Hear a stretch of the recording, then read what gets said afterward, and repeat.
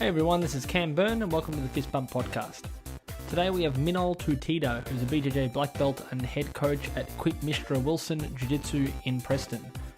Minol was kind enough to give me some of his time recently, and we went through how he originally started BJJ, how long he's been doing it for, and some pretty amazing stories of his life in Japan fighting for Deep, which was a channel for fighters to potentially fight Pride.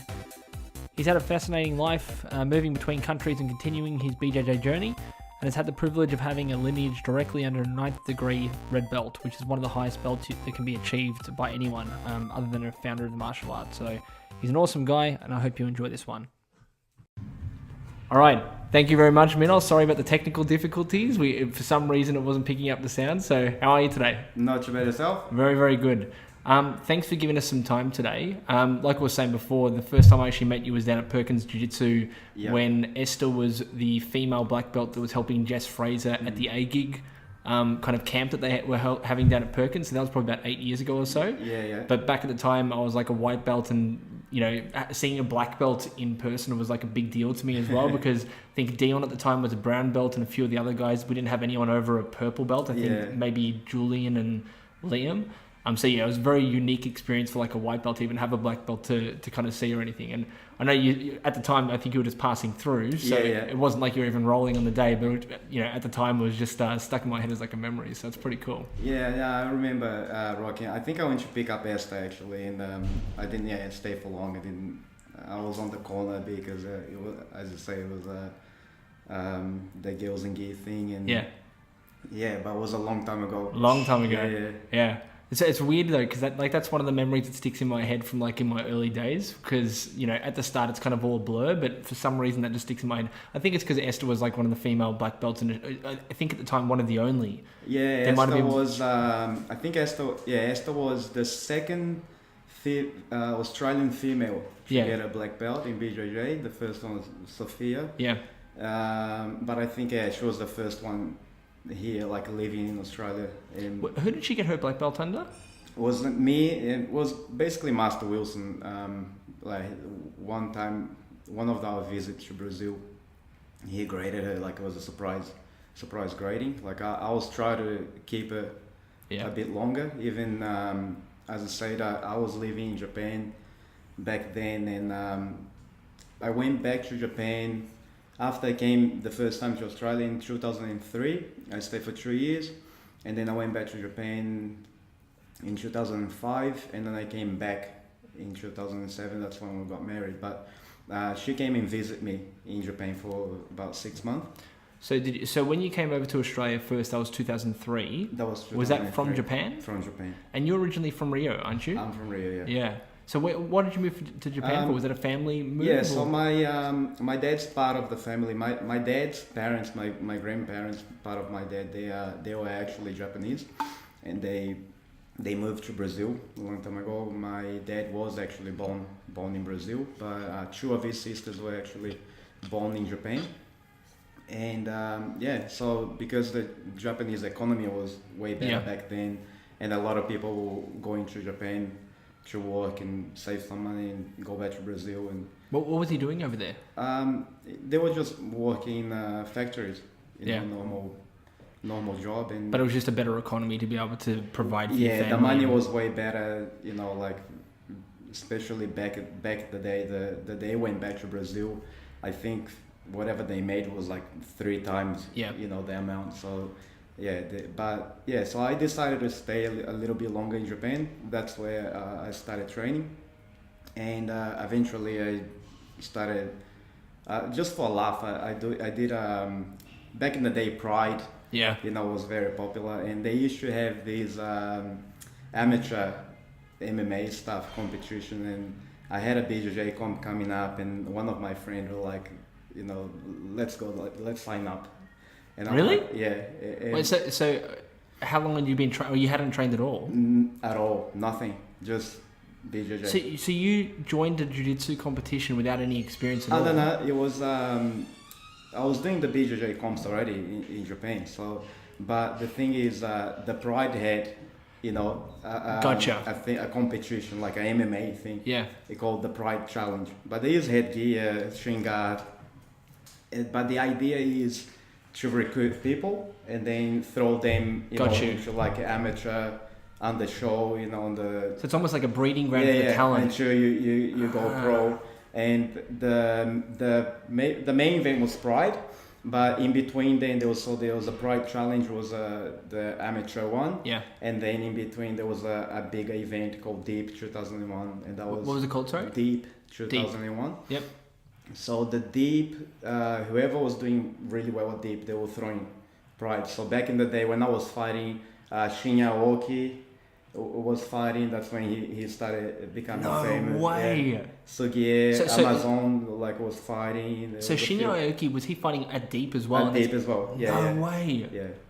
So you were doing Brazilian Jiu-Jitsu, so you actually had some MMA fights? Yeah. I didn't know that. Pro, I went pro and everything, but it was just, out of the blue, for a laugh, we decided to go, and I was gonna go to a BJJ comp, and my friend was like, no, let's go, let's go just for fun, man. You use headgear, you're not gonna get hurt. Yeah. The thing is, I had a friend, he was pretty good, and he was already going to these events for a year, hoping to get picked and eventually do the transition to the MMA.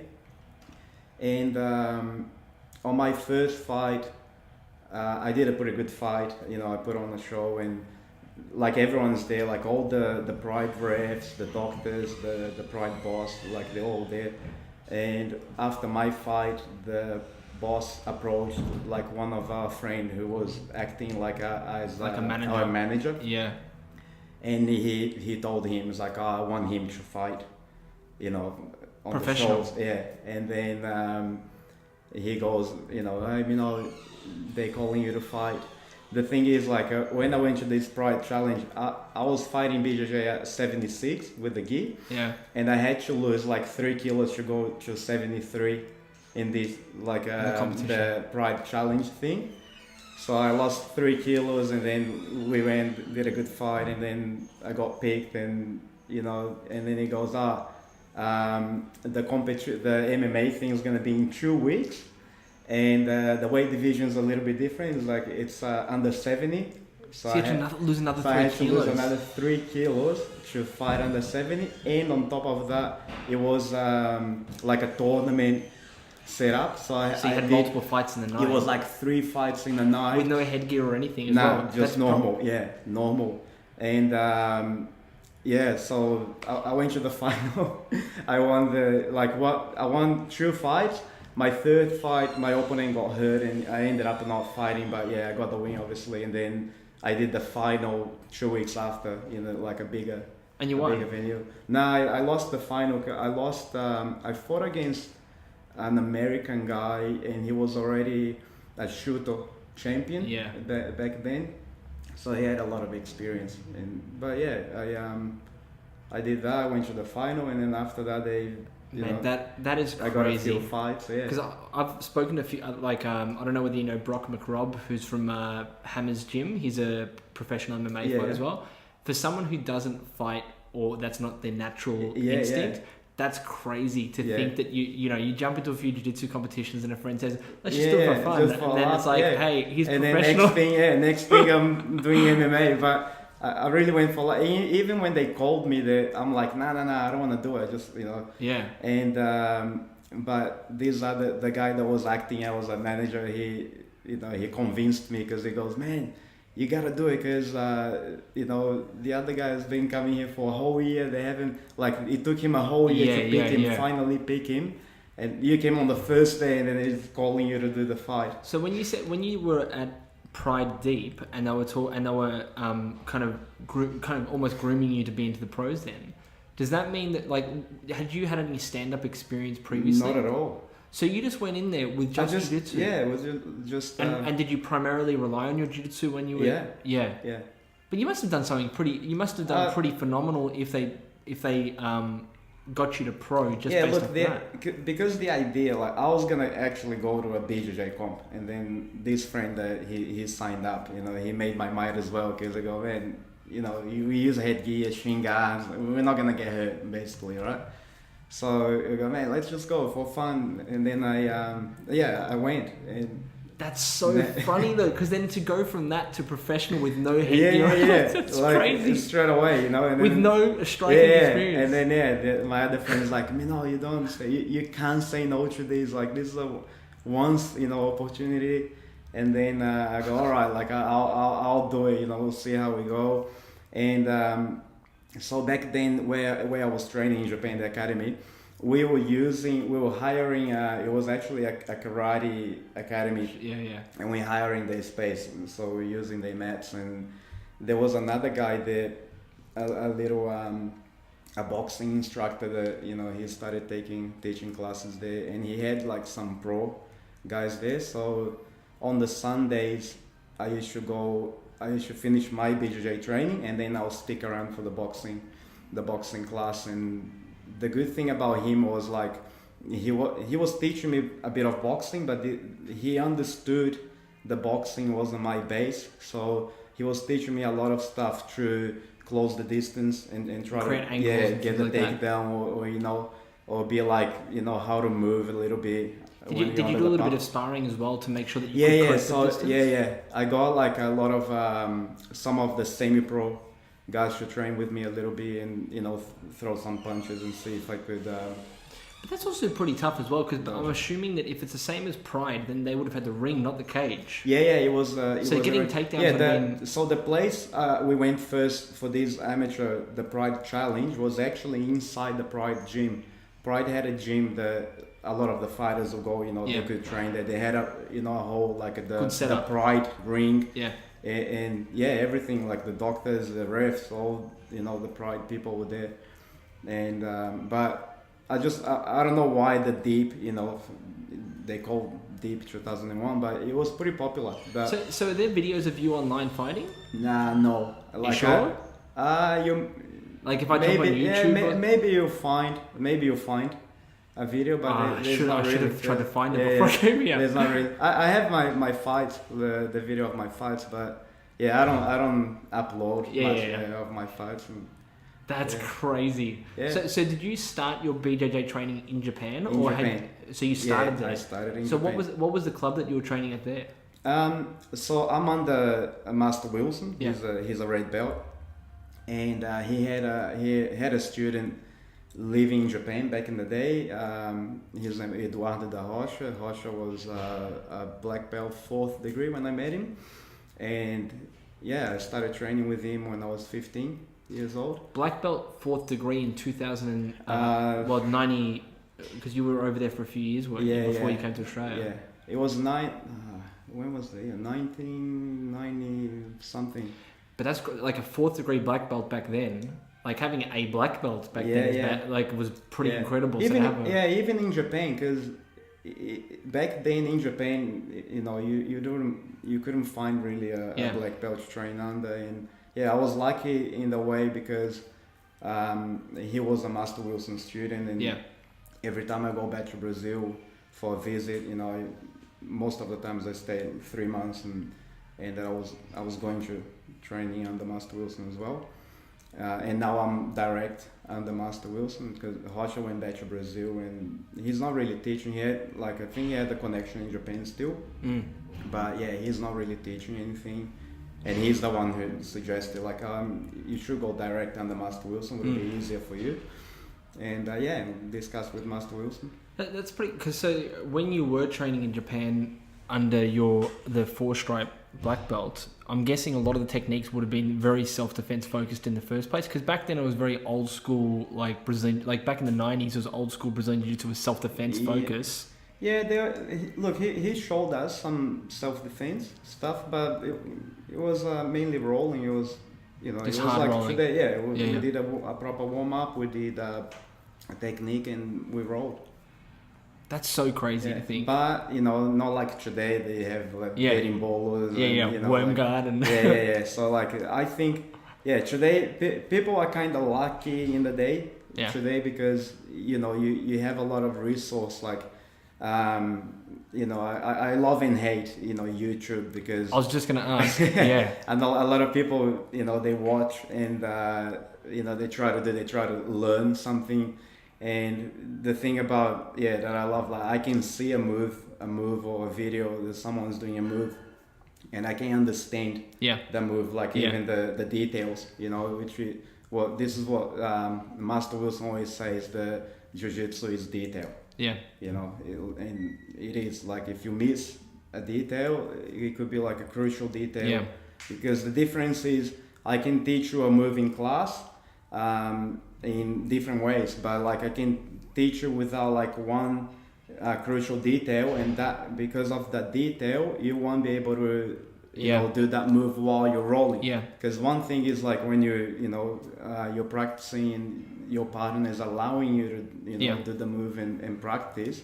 The other thing is when you're actually rolling and do the move. It's so funny you should say that. I was just talking to someone about that this morning, about how like even just like a trap and roller escape, if you could do like 80% of it or something like that, you'll get it against people that maybe don't know what they're talking about or don't know what they're doing. But the second you're against a resisting person, you need trap the wrist, trap the elbow in so that they can't climb a high mount, angle your leg outwards. Like the amount of different parts so of many it. details there. And that's just that's the most basic technique that people learn. And so like if you can't get every single piece of that detail down, you might get it against some people that have just come in, but not against a blue belt up, basically. That's right, yeah. With people that has a little bit more experience. Yeah. But even with like the new guys that just started, because usually new guys, they're all strength. Yeah. They don't know anything. So like it gets hard as well because they're all strength, or they get stiff, and it's not like a soft, a light roll that you usually everything is tense. Yeah, everything is tense, everything is strength. So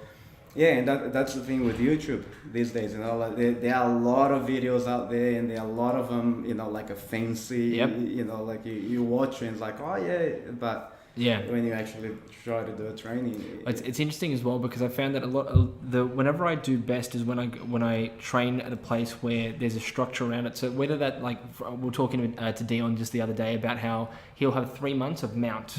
Yeah. And you'll learn everything from mount, but at least you've got that one subject that you're learning about. And Gracie Combatives, it's repetitive as well. System, But if you let's say doing 3 months of mount, and then you see a YouTube video of someone playing rubber guard, and you're like, I can't wait to try that out. And it's like it kind of almost like interrupts your learning a little bit, because it's just but also like as I say, the detail, like a lot of the videos on YouTube, they show the move, but a lot of them, the detail is not actually there, but like I watch it, I'll understand. Yes. Like when I do it, okay, this is the detail. Like you gotta do it like that. And but some other guys that are like a lower belt, such a blue belt, will watch it and you miss the detail. And even here in my club, I tell everyone, I go, look, if you want to show a move, like don't show a move unless I asked you to do. Yeah. So my higher belts, like a purple, brown. They all know, and a lot of the times like people try to ask the higher belts, and they always like, oh no, ask professor, focus on what we're doing. Because the thing is like it makes my job harder, because a lot of the times you do a move, this is like a common with everyone that instruct you show a move, and you will, even though you show those details, people will definitely, most likely they will miss one detail or something. And I always say it's like when you're a kid and you play you whisper on someone's Chinese ear, whispers, and then when you get to the end, it's completely different. It's like that. Yep. I show you something, and then when you show to someone else, you probably miss a detail. Yeah. And that person learned with a missing detail and will show to someone else with another missing detail. That's a good way to put it. I like that. And then by the end of it, you have a totally different move. Which actually, then it kind of also talks to the fact that you're under Master Wilson as well. It's like the direct source to because we'll get into that later about his lineage anyway, but it just seems like if you're getting it directly from the source, it seems like you must be getting the purest form of it almost, Yeah, he knows a lot. Yeah, I can imagine. Well, don't worry, I've got lots of questions about him later on. That's cool. I was going to say, so I suppose we got in touch again because I've started that Jiu-Jitsu maps kind of project thing. And I saw how many Equipe Mistre, how do you sell Equipe? Equipe Mistre Wilson. Yeah. And how many are there in Australia? At the moment, I got my HQ here in Melbourne. I got one student in Townsville. Yep. And I got one in Canberra. And Tasmania, I think, has one as well, but under someone else? No, Tasmania, I don't have anything. Okay. I think were there a few more before, or maybe they've closed down or something? The one in Townsville, so Phil he was teaching at a factory that they had to close, but now he's teaching at another club. So maybe that's one that I'm thinking still of. Have the affiliation there, yeah. And so they're all under you as well? Yeah, so they're your students as well? Yeah, previously? they're all my students, yeah. That's awesome. Yeah.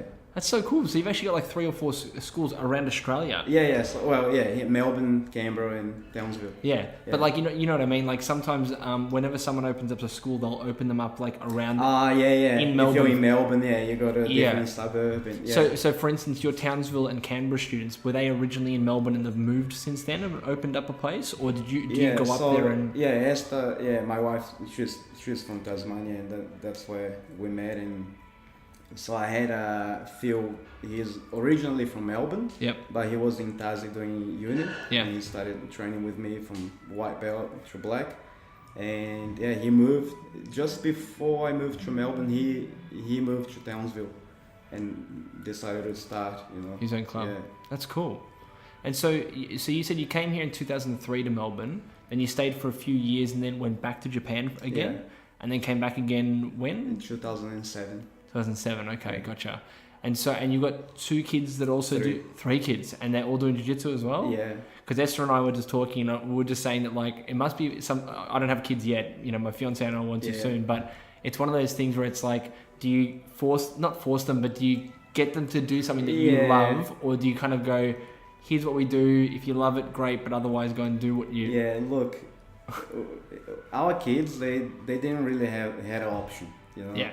Like Polly, the youngest one, she took her first steps on the mat. Yeah. So Minol, our first son, because Esther and I will be training all the time, and like since he's a little baby, like a newborn, we'll go to the club, we'll leave him like in the capsule or on the blanket on the mat, and he'll be like sleeping, playing, and while we're training. Yeah. And I got getting that exposed to it. Yeah, I got videos of him wearing nappy and trying to do push-ups and really, some of the drill stuff, and I even joke about with the guys here because I go, man, he's training longer than you. Exactly. Since he's like a few weeks old.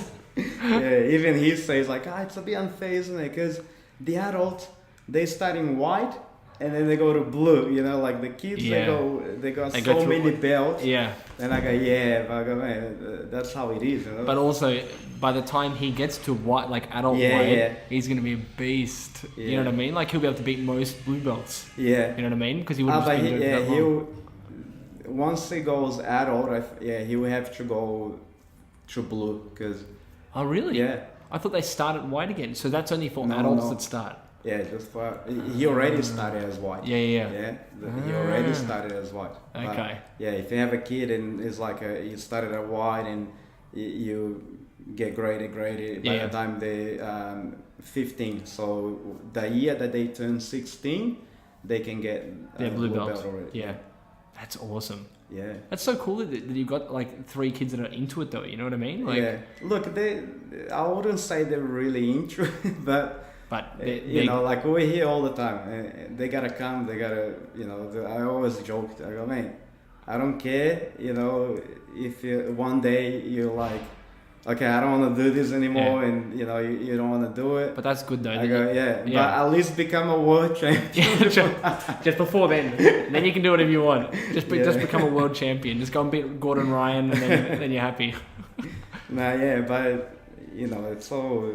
But if he enjoys it, at the moment he's at that stage, he's not sure because a lot of pressure for me as well, and I try to stay back a bit, and like I don't even come to the kids class anymore because Esther says I'm too strict. Well, I can imagine that it'd probably be easier as well for them to be like acting up with you because you're their dad, so it's like we can play around and whatever, but if you've got someone else, he has that pressure that he has. He thinks thinks that he gotta do well. And he had that pressure. Like if I'm there and I'm watching, and something like he does something wrong and stuff up a move or something, end up on the bottom stuck. Exactly. And then he's like, oh man. Yeah. So have you got your other students are teaching here, the kids class, or? No, just me. Just me you. And Esther, yeah. That's crazy. Yeah. And we were saying this before, so this isn't your full-time job either, is it? No. So you work full-time in what area? So during the day, I do supervising for, Metricon. Metricon Homes. Yeah, so Metricon Homes has like a medium density stuff and the homes stuff, and we do a lot of rendering and cladding for them. So during the day I just drive around and so that's your Monday to Friday, like that's my Monday to Friday. Geez, so and that means you're getting up early as well, because if it's anything to do with building, it's going to be geez. Yeah. And then how many days a week are you training here?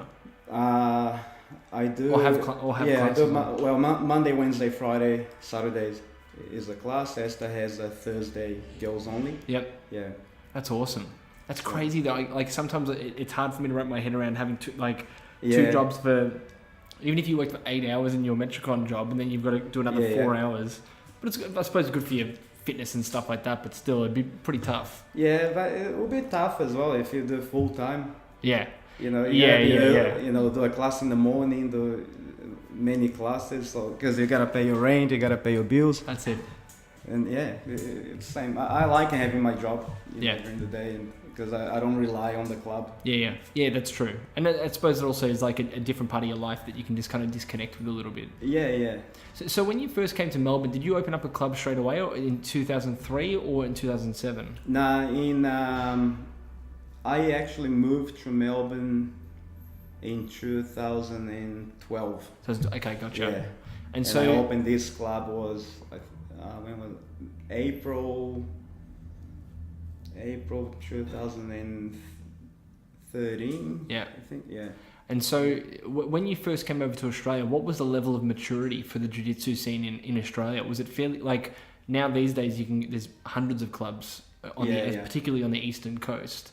What was it like back when you first got here? Was it still fairly in its infancy stages, or was it pretty developed? No, it was. They were developing. Yeah. When I first came, when I left Japan, I was actually a brown belt. Yep.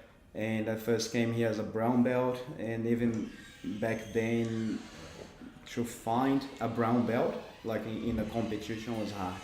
Yeah. A brown belt that was competing back then was George Soteropoulos, the UFC fighter. Yeah. So he was a brown belt back then. Yeah. And so you were matched up against him several times? Yeah, I matched up one. I think it was a Pain Packs. Once I think we were on the different weight division, but say like back then, 'cause I was losing weight because I was already coming from like a losing weight for MMA, so I maintained the 70. Yep. But I was still dieting to cut to 70, but I rocked up and there was no one in the division, so they moved me to a heavier one, and I ended up fighting him. And I still see George Soteropoulos is at a lot of seminars as well. Whenever like Hickson comes or anything, I think he was at the Hickson seminar a few years ago as well. Oh, yeah. It sounds like he's still kind of in the jiu-jitsu scene as well. Yeah. He was phenomenal back in the day. Yeah. That's awesome. Yeah, so but it was hard. Like black belt alone, like you wouldn't even see really. Yeah. A black belt. And like I said, back even 8 years ago, it was not rare, but sort of like it's a lot more. A lot of people have come up the ranks in the last like 10 years or so. Yeah. And so it's becoming a lot more. But predominant. even like back in the day, even a blue belt was like kind of a big thing. Yeah. Yeah. I remember reading BJ Penn's book, and he was saying that in America, like black belts were like completely rare, and then he went to the Mundials. And it was like, you walk in the room and there's like 50 black belts in the room. And it was just this weird thing where he's like, these guys, they grow up doing this. Yeah. And for him to win was just phenomenal. But it's almost like getting to that stage in Australia now where it's not weird to find black belts everywhere. Yeah. It's crazy. And like, and especially in Brazil. Yeah. It's good. Like you win there, you won. Yeah. Yeah. So many talent there. Yeah, you got to be pretty good to be a black belt in Brazil. Yeah. Like within Brazil as a BJJ black belt. Especially in competitions, because like now a lot of the stuff is done in America, but there's so many talent in Brazil, the people that can't even afford to go to a local comp, but there's so many talented people there that yeah, you know, you'll be surprised. Like you do a comp in Brazil, you see. Like, you just get destroyed. Yeah, new names. Yeah, that's awesome. Yeah. I suppose we talked about it before, but so Master, and I'm probably going to screw up his name, but Master Wilson Pereira Matos. Yeah. So you had him, and he's a 9th degree red belt. Yeah. That's phenomenal. I don't think, like, I can't even wrap my head around how rare that actually is. So it must be so incredible for you to be direct lineage underneath him. What's he like? He's a lot better now. Yeah. Back then he was a lot more angrier. Like back in the day. Yeah. Back when I actually met him, I was a purple belt, and I used to film because I went to Brazil for training. You know, I was there for 3 months, and I was like, oh, okay, I'm gonna train as much as I can. Yeah. And then I used to like ask him questions in class, and after that one question, he would show like 50 moves. And like I would go, he would show me the move, and then we'd be like, if the guy blockers like that, you do like, you know, and then he kept changing, and I go, you know what? Don't worry about it. Next class I'll bring my video camera, and we'll film everything. And he's like, okay. So I had a lot of video from techniques back in the day, and he was even his black belts. You know, he would show a technique, and they do something wrong, they will miss something, and he used to get angry. Really? Yeah, angry. That's hilarious. He has to like have a stick or something, maybe. But it was cool because he's under father. Yeah. And in one of these trips, I had an opportunity to meet father, and I actually got my brown belt from him. Father. Yeah. Really? How long ago was that? That was in 2002.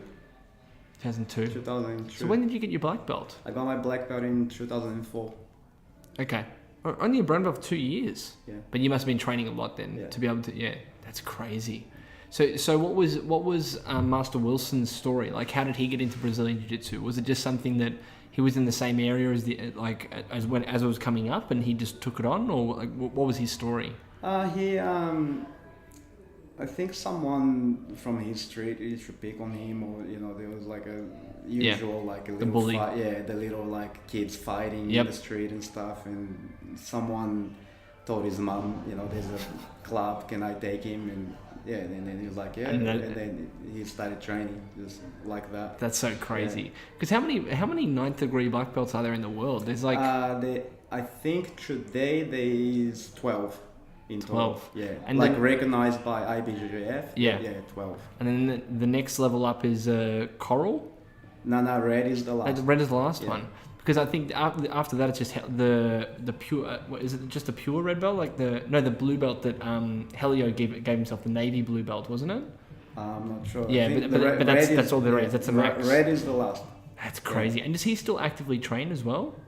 He's in the club, like he doesn't obviously roll, you know. He usually just more correcting technique and things like that. Sometimes he does a little roll here and there, but most of the time it's just teaching. But he's still involved. That's so awesome. And how old is he now? He's in his 67. That's crazy. I can only imagine like how much he's forgotten more than I've ever learned. You know what I mean? Like the amount that he's got. I was going to say as well, like when I had a look online, I saw that you were with Master Wilson when Tyson Pedro got his black belt as well. Is that right? Yeah. So, and I saw that you were in his corner for his UFC fight? Yeah, for his first UFC fight. For his first one. Yeah. That's awesome. Yeah. What's he like? Tyson, he's funny. Like, we get along really well. Tyson, we always joke as it was kind of like a destiny that we met, you know. He was in Melbourne and living in Melbourne back then in the army, and he was looking for a club to train, and back then I was teaching at this other club. That's why I moved to Melbourne, and apparently Tyson was looking for a club and he couldn't find, you know, something that he liked, and he was driving past, and the night that I was teaching, that night I was just covering for someone else, and I wasn't even like supposed to be, you know, teaching that class really, and then he rocked up and tried the class, loved it, came back, but he started doing the BJJ class. So was he already training under someone else So is Tyson in Melbourne? Tyson's in Sydney. Sydney, gotcha. Yeah. Okay. So was he? Does he train underneath you? Yeah, he's under me. Yeah. Gotcha. And has he got his own club up there as well, or he train? Look, I'm not sure now. I think he trains like a couple of people. Yeah. But he doesn't really have. I don't think he has his own club at the moment because focusing his training, his career, his fights. Yeah. He went on an absolute tear. I think he did. Like every time I watch him, you can just see his skill level growing. It's phenomenal. Yeah, Tyson was always, I could always say like, man, this guy, he's a fighter. He has so much skill. That, people don't know, but you know, like his dad, his dad did the first MMA fight in Australia.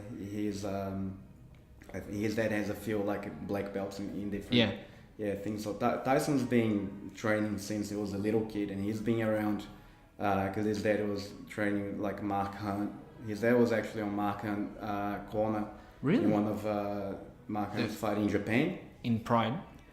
Or what? There was another... No, actually it was James Tehuna. Yeah. James Tehuna, yeah. Have you seen the video of when Jamie, he dislocated his shoulder during the fight? Yeah. And then, that's Tyson's dad on the corner. No way. Putting his shoulder, back. So...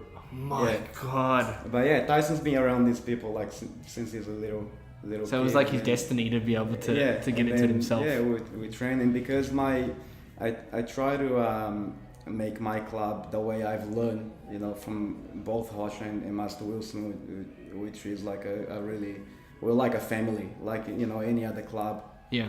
And I got really this the thing like we do a lot of things together. There's a lot of the stuff that we do together, and Tyson, he liked the idea, especially his dad, because that's how his dad brought up like on his training, you know, like not about the money.